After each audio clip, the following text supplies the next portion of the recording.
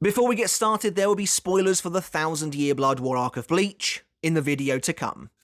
Kubo failed Chad. Now, that might sound hyperbolic, but at the end of the day, you all know it's the truth. Despite being Ichigo's best friend, despite receiving powers of his own, and despite even accepting the cold, hard truth that he may not be able to have Ichigo's back anymore, as our main character begins to leave him behind, Chad still completely falls off regardless. And it's not so much of a fall as it is a sheer, precipitous drop. Out of relevance, out of the narrative. Alright, but putting the doom and gloom aside for a moment, there is a lot to love about Chad as a character, which is why we all wanted to see him succeed. His design is excellent. As the gentle giant of the Karakura gang, Chad's muscle-bound form towers over his friends, yet he offsets that immense physical strength and huge sense of presence with a quiet, contemplative stoicism and general thoughtfulness. His powers and abilities, taking the shape of two demonic arms with both offensive and defensive capabilities, are totally unique within the series. Even if they do stem from Hollow origins, Kubo essentially invented an entire spiritual race just to explain what Chad's power really was. Chad even had his own interesting development arc. For a while. He's a man who will do anything for those he cares about, even if it means raising the fists he once promised never to use for his own sake. And yet there can be no denying that Chad fell to the wayside a very long time ago. In a series with almost 700 chapters, it is shocking to me how long it's been since Chad had any real relevance whatsoever. His battle with Gantenbane during the Waco Mundo arc came to a close with chapter 261. Since then, Chad has never enjoyed another moment in the spotlight, despite ostensibly being a member of the main cast of characters. His journey came to a screeching halt, his development stalled, his growth harshly stunted, barely a third of the way into the series. In the chapters since, Kubo has mostly paid lip service to Chad, dangling the promise of development in front of him only to snatch it away every single time. It's no secret that Kubo likes to use Chad as a measuring stick of sorts. In the Soul Society arc, he's defeated by Kyoraku, terrifying the rest of our heroes, and the same happens again in the Arrancar arc after he's beaten by Neutra. Each time, Chad comes up against a monstrously powerful opponent that he doesn't have a hope of beating. Truthfully, this wouldn't be an issue if Kubo just allowed the man to grow beyond these moments, but he never does. Even in what's meant to be his arc later on down the line, he continues to suffer the same fate over and over again, until by the time of the 1000-year Blood War arc he's been relegated to such a position as to never even face an enemy, let alone be defeated by one. And so, in today's video, I want to attempt something of a rewrite for Chad, an ambitious what-if scenario, if you will. The character deserved so much better than he got, and so let's see what we can do for him. I want to keep things as realistic as possible within the realms of the narrative, while still offering Chad new opportunities for growth and to get involved in conflicts in a way that actually matters. When contrasted with his appearances in the source material, how different could his fate have been, while still trying to keep it within the established structure? We'll move through the different arcs piece by piece, and see how feasible it would have been to keep Chad relevant for as long as possible. Is it doable, or was Chad simply destined to be left behind? Let's take a look. Now, we're going to kick things off with Chad's story in the Arrancar arc, as to be honest, I think the character is handled absolutely fine up until then. Sure, it would have been nice for him to get a real win outside of Tatsufasa in the Soul Society arc, especially considering he really had no chance whatsoever against Kyoraku, but at the same time, I think you see enough of what he can do now that he has this newfound power. He spends a lot of the time just decimating an entire division's worth of Gotei 13 soldiers, bending Zanpakuto backwards with his hands, and does does feel like a force of nature that's barreling its way through the Seirete until he comes up against a roadblock. In that sense, I think Chad losing in such a striking way against Kyoraku works, because until now, he still felt like a real force to be reckoned with. The panel of Ichigo saying that he can't ever imagine Chad losing has been turned into a meme as of late, but back in the day he said that because it was true. Chad was actually an unparalleled badass, until he suddenly wasn't. Therefore, Chad being defeated, and in such a definitive way, was a genuine shock back then, because Kubo was still treating the character as though he was really strong enough to hold his own. And so then we come to the Arrancar arc. Again, right off the bat, I don't think the situation for the character is that bad. Chad is torn apart by Yammy in a moment that achieves two things. Its effective shock value, and it shows us that these new villains are both more powerful than expected and also considerably more ruthless than the Shinigami. One issue with Chad coming up against Kyoraku of all captains is that it makes it difficult to ascertain really how powerful Chad is at this point in the story, due to Kyoraku being that much stronger than virtually every other captain at the time, save for maybe a couple of others. But anyway, Chad's defeat here against Yammy is brutal and total, and it should have achieved something else as well. It's from here that he begins his journey of acceptance, of reconciliation, and you would hope of growth. It's a tough road to walk on, but Chad comes to realise that maybe Ichigo doesn't trust him to have his back anymore. After all, Ichigo is advancing rapidly to heights far beyond what Chad can realistically achieve, even if he is incredibly powerful for a human already. Considering Chad's position in the story and his history with Ichigo, this is an incredibly powerful jumping off point for the character. Kubo chooses to go the route of having Chad grow stronger through rigorous training against even a bankai, culminating in Chad volunteering to head into enemy territory with Ichigo once more. Ichigo seemingly confirms Chad's suspicions by telling him not to come, for he's not strong enough to help, and you can see the pain etched into Ichigo's face as he has to tell his friend this. But Chad remains defiant, launching a massive punch at Ichigo to prove his worth. And so they head to Waco Mundo, ready to fight as a team once more. And things start out just fine.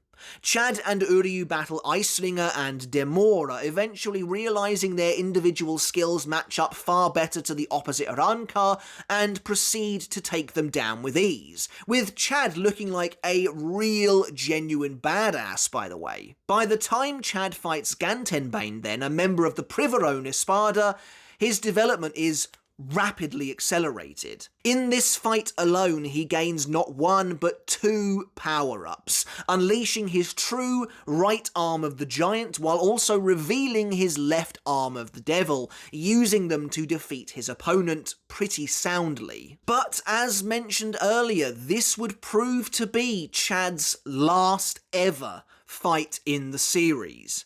The final moment truly dedicated to him. It's absurd to consider, and so it's here where we need to begin changing things for the character, where our rewrite truly gets started. Now, I don't intend to completely upend Chad or his journey. Like I said, I want to keep it grounded in realism, grounded within the structure of the story as we have it as much as possible, but there's plenty that could have been done to keep this character going. Will other characters lose out as a result? Almost certainly, but with a cast this big, it's a game of balance. Who doesn't need the extra screen time afforded to them? Who could realistically give up moments in the story to allow lesser characters to shine? Let's find out. First of all, right off the bat, Chad being defeated by Neutra doesn't bother me too much. Yes, it's a shame to see him used to hype up the enemies for a second time, but I like that he survives the first strike and even goes for a hefty follow-up punch. The implication both by Tesla and the narrative is that if Chad's last hit had landed, Neutra would have been at least injured, even if the Espada doesn't want to believe it. This is of course a callback to Kyoraku remarking that he was glad not to be struck by Chad's final blow back in the Soul Society arc. When he puts everything behind an attack, Chad can do some real damage. It's just a shame neither of them reach their target. So I'm content, to be honest, leaving all of this as it is so far. The first major change I would make, perhaps unsurprisingly, comes towards the end of the arc. Chad is healed by Unohana, and he, along with Rukia and Renji, faces off against Yammy as the last bastion of defense for Las Noches. In the source material, Chad is soundly beaten off-screen by Yammy's Resurrection without so much as a fight. Not only does this render Chad totally useless for the entire final third of the arc, as he spends more quality time getting acquainted with the ground, but it's a real missed opportunity to bring Chad's arc full circle. Chad began the arc getting his arm ripped to shreds by Yammy, and that led to him spiraling, beginning to feel inadequate about his strength and his position within the group. So, what's the answer? Well, this is probably the simplest change of all to make. Chad must defeat Yammy. Not only is it payback for what happened at the beginning of the arc, but it gives Chad one last epic showdown for the Arrancar arc as a whole, and a decisive victory over a genuinely tough enemy. One of the major figureheads of the Arrancar, in fact, as Chad fights alongside both Rukia and Renji, therefore cementing in his mind that yes, he does belong here. But how does the fight itself actually play out? I think Chad versus Yammy can go down a couple of different ways, and neither of them admittedly see Chad taking down the Espada completely on his own. Like I said, I want to keep things grounded, and if Yammy remained the 10th Espada throughout, maybe Chad would be capable of winning in a one-on-one battle. But either way, I think it is way more palatable for the readership if Chad brings Yammy down as part of a team instead. So we've got two options. Number one, we scrap the twist that Yammy is the Zero Espada and keep him as the 10th even after he releases. I mean, very few people like that twist anyway, so I don't think too much of value would be lost. If we do this, then Yammy can simply be defeated and killed by the combination of the original trio that fights him, Chad, Rukia and Renji. Honestly, this works on a number of different levels. Ichigo, Orihime and Uryu have already had their moment in the spotlight atop the dome, so now it's time for these guys, the second half of the crew that invaded Waco Mundo, to shine. Of the three, Rukia is the one who needs this the least. She's already killed an Espada by herself in a fantastic battle considerably earlier on, and even recently bested Rudborn as well, but both Chad and Renji could really do with a real win here. Maybe Chad even deals the finishing blow, slamming his fist into Yammy's gut as he activates El Muerte once again. I don't think Chad would necessarily have anything new to show yet at this point, since he hasn't really done anything since beating Gantenbane, but this is enough. Chad's yet to put both of his new arms through their paces, so this gives him a good opportunity to do so. Imagine him using the right arm of the giant to block Yammy's Sero. The second option is a little more out there, but I still think it works. Here we keep the twist that Yammy becomes the Zero Espada. After all, he wasn't exactly impressive, but we bring together the entire crew that came to Waco Mundo in the first place for one final bout on the sands of Las Noches. The fight begins with just Rukia, Renji and Chad like originally, but this time, rather than be defeated off-screen, by the time we return to this fight around, chapter 378 or something like that, they fight with everything they have. But Yammy is just a bit too much for them in this form, overpowering all three of them and sending them flying. But that's when the rest of the group arrives from up high. Ichigo, Orihime, and a healed Uryu. It's now 6 versus 1 in an epic throwdown as the team assembles once more to take down this Goliath of an Espada. Obviously Ichigo will be leading the charge, but with Orihime's shields and healing capabilities and Uryu's additional range, it would be amazing to see them all working together to score the win, including, of course, Chad. Look, here's the thing. Ultimately, I don't think the community cares enough about Yammy or this twist to be mad about this outcome. If Yammy isn't going to live up to the title of the Zero Espada anyway, then why not give the win to people who really deserve it? Chad's arc is once again completed as he now fights alongside Ichigo once more, having his back and defending him from some of Yammy's strikes, maybe blocking an oncoming Bala blast that threatened to pummel Ichigo, before teaming up with his friend to land a momentous strike upon the Arrancar. Of course, I'm not saying Chad comes out of the fight unscathed, none of them do. In fact, I could see him ending up like he does in chapter 422, all covered in bandages and even using a crutch. But him getting the win is what's most important here, even if he does so alongside a whole group of heroes. Imagine the entire team getting an epic double-page spread dedicated to their efforts. Did Byakuya and Kenpachi really need another fight, especially when they still have plenty to come in the future too? Of course not. The Karakura gang, plus Rukia and Renji bringing down the Colossus that is the Zero Espada, and an enemy who has caused a lot of damage, by the way, to Karakura Town no less, would be an awesome way to cap off their entire journey through the Arrancar Arc. And so, with all of that in mind, that then brings us to the Lost Agent arc, and this might be the toughest of them all to get right where Chad is concerned. Each of the major arcs was meant to represent one of Ichigo's closest friends. The Soul Society arc was Rukia's, the Arrancar arc was Orihime's, the Thousand Year Blood War arc is Uryu's. And the Lost Agent arc supposedly belonged to Chad. And you can certainly see that early on. Chad plays a big supporting role in the narrative, being intimately involved with execution and having the origin of his powers explained to us. He's a Fullbringer, and he's the one who helps Ichigo through the early stages of his training. That sense of brotherly camaraderie between the two characters returns somewhat as well, with Chad showing a real understanding of Ichigo and the internal suffering that he's been trying to hide, that the other characters are only really scratching the surface of. At the same time, Chad is involved in helping Orihime try and figure out the mystery of Tsukishima and his sinister plot. The character is perhaps more heavily integrated into the story than he's been for years.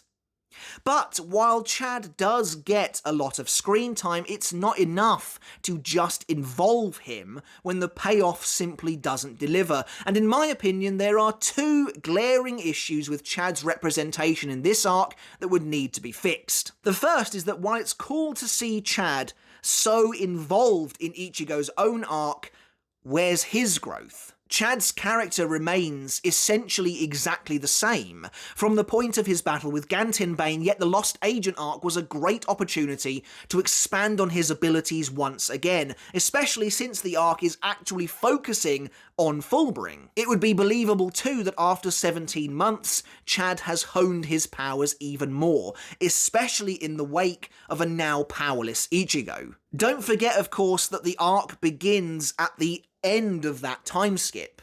So what's Chad been doing for the last 17 months? We see that Uryu has now taken up the duties of dealing with Hollows, so Chad's just been totally absent. Imagine if that was why Chad hadn't been coming to school for a while. He's out in Karakura Town every single day, doing what he can to protect the people. Kubo includes a fairly thin plot point about how Chad and Orihime don't want to be a hindrance to Ichigo anymore, and how they've apparently spent those last 17 months training so they can fight alongside Ichigo one day again.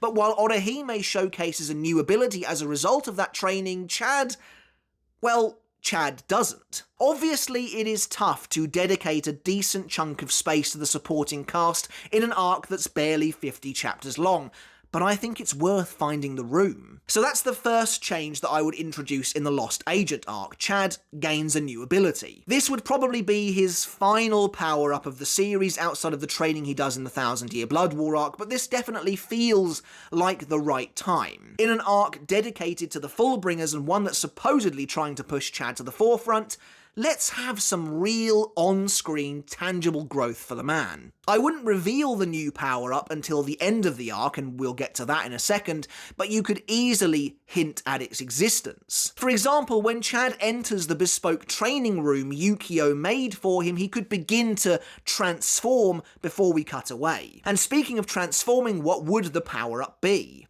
I don't want to go too crazy, as always I'm trying to keep it within the realm of possibility, but the community has long theorised about Chad getting some kind of suit of armour to complete his two arms. While I think a full suit might be a bit much, I could absolutely see him gaining a breastplate or some kind of chest armour that connects the two arms, creating a whole unit. Maybe his abuelo's pendant slots nicely into the centre. Either way, this brand new power-up would be another milestone moment for a character who has had none whatsoever for the last 200 or so chapters. But I mentioned a moment ago that I wouldn't reveal Chad's new ability until the end of the arc, and herein lies the second glaring issue with Chad that needs to be fixed. You see, the major issue with Chad in this arc is that he spends the entire thing by Ichigo's side, helping him to train and being in on the ground floor with the narrative and growing conflict of the story. The trajectory he's on is looking pretty good, only to miss out on the entire final battle again because he falls victim to Tsukishima's Book of the End. It's honestly absurd. While the emotional toll of seeing Ichigo facing off against Chad and Orihime is admittedly fantastic, for this to be supposedly Chad's arc and it end with him having a mental breakdown and being knocked out before the battle even starts is ridiculous. So the simple answer then is that Chad can't be cut by Book of the End.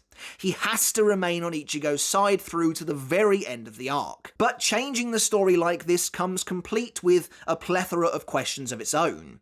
How do we achieve this in the first place, and what becomes of Uryu in this scenario, who misses out on much of the arc hospitalised after being attacked by Ginjo? How does his role change? In fact, the entire Ginjo twist hinges on Uryu being out of action for a while.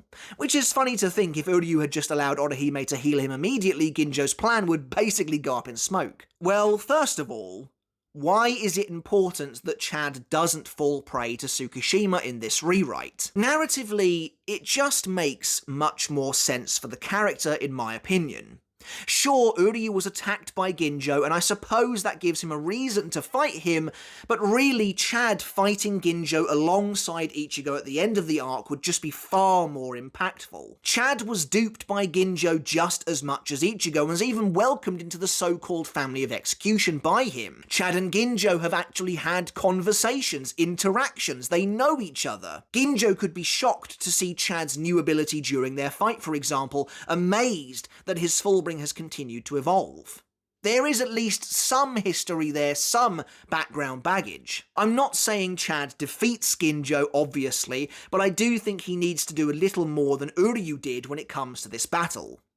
Let Chad land one or two massive hits on Ginjo before leaving the rest to Ichigo. Where Chad was able to shine as part of a group in our version of the battle against Yammy, this time it's a much more close-knit affair, and Chad really has Ichigo's back once again. If you truly want to hammer it home, then just before they begin fighting Ginjo, Chad could smirk and remind himself of his promise to Ichigo from when they first met before raising his fists for his friend's sake. But perhaps more importantly, where does this leave our Tsukishima plot?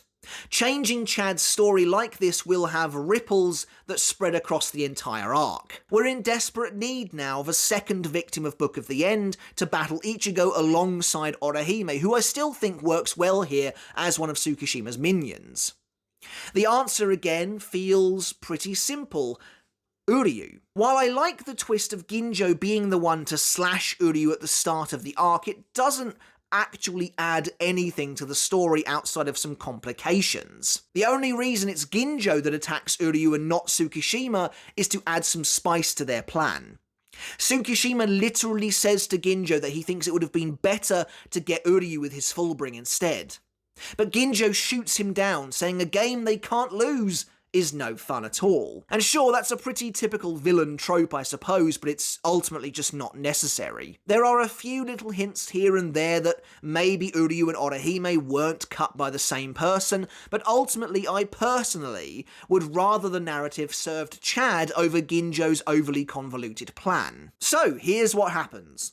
Uryu is the first to be struck by Book of the End, taking place in chapter 429, the same chapter he's attacked in the source material. The next sequence can play out similarly. Ichigo and Orihime rush to the hospital where they discover that Uryu hasn't been cut. He's just as confused as they are, but rather than spend the rest of the arc in a hospital bed, Uryu chooses to distance himself from his friends in order to train and make up for being blitzed by Tsukishima. But he's also doing it because he's afraid he's now a target and doesn't want to mix them up in this, though of course he doesn't tell them that. Much later, Uryu and Orihime both turn after Book of the End is activated within them, and the opening of the final showdown plays out similarly to before, only with Uryu taking Chad's place in the narrative. It doesn't really matter that Uryu is no longer involved in this arc's final battle, he's going to be playing a huge role in the next arc anyway. But what do we do with Chad in the meantime, as he simply can't be present when Tsukishima's endgame takes hold when Ichigo's friends begin to turn against him? Well, as we know, in chapter 449, Chad disappears into a purpose-built training room by Yukio in order to get stronger. What if, when Ichigo exits the digital realm, Chad stays behind? After all, he doesn't necessarily need to leave when Ichigo does, so he decides to keep training, albeit pleased to see that Ichigo has mastered Fullbring at last. Only, when Chad eventually goes to leave a little later, he finds that he can't. Yukio has locked him in to prevent him from interfering. However, eventually utilising his newfound power, Chad busts out of the digital realm. It's not the same type of unbreakable box that Yukio traps the fighters in later on, just to be clear, and heads to the scene of the showdown. Chad also needs to know the truth about Ginjo somehow, and I think maybe Yukio just tells him, or at the very least alludes to it just before we cut away from Chad, thinking that Chad will never escape. But yeah, Chad arrives just in time to see Ichigo betrayed by Ginjo. This is all the more potent too, with Chad watching Ginjo steal Ichigo's Fullbring, as of course Chad was actually there for every step of the training. And now he's seeing all that hard work and effort be stripped away from his friend as Ichigo returns to his powerless form once more. Chad having to watch as Ichigo breaks down also completes the foreshadowing earlier of Chad saying it's been unbearable having to watch Ichigo struggle without his powers. And so from there, the arc plays out mostly the same exact way, except Chad is the one who helps Ichigo against Ginjo in place of Uryu and actually has a role to play in the fight, revealing his new armor piece and landing several massive hits as the two friends work together before Ichigo eventually uses bankai. And so that brings us at last to the 1,000-Year Blood War arc, perhaps the saddest story of Chad's to date. With the stakes higher than they've ever been, the villains stronger than they've ever been, and all three worlds now hanging in the balance, perhaps it makes sense that there's very little room for someone of Chad's caliber in this war. This is definitely Chad's weirdest arc yet, and the one where Kubo seems to have mostly given up on him completely. Oh sure, Chad's around for the long haul, he's always there in the background, from facing off against Kyuge Opi in Waco Mundo to even travelling to the Royal Palace itself. Chad even gets a set of swanky new threads to wear, but he doesn't do anything at all. He doesn't fight a single opponent despite the massive side of the Vandenreich, and he has no impact on the narrative whatsoever, culminating in the ultimate metaphor. Rather than let Chad join Ichigo and Orihime in facing Yhwach at the crest of the final battle, Chad is instead relegated to fighting statues. I'm not kidding, real, no-fooling statues that magically come to life to give him something to do. And that something to do is off-screen as well. I said earlier that The Lost Agent was the hardest arc to rewrite for Chad, but I take that back, this is. There's simultaneously too much going on to fit Chad in, and not enough for him to do at the same time. I think the dream of having Chad fight a Sternritter one-on-one is pretty much non-existent, although we will try and make it work later on in the story. There are a couple of enemies I could see him going up against, powerful hand-to-hand fighters like Mask Demasculine or Meninas, for example, but the difficult part is that Chad is still training in Hueco Mundo by the time their fights are mostly wrapped up, and pieces will need to be moved around on this board somewhat considerably. That being said, if we look at the story we've rewritten for Chad so far, his character simply isn't in such a dire place anymore. So there's less pressure on the 1000-Year Blood War arc to deliver for him. But let's try anyway.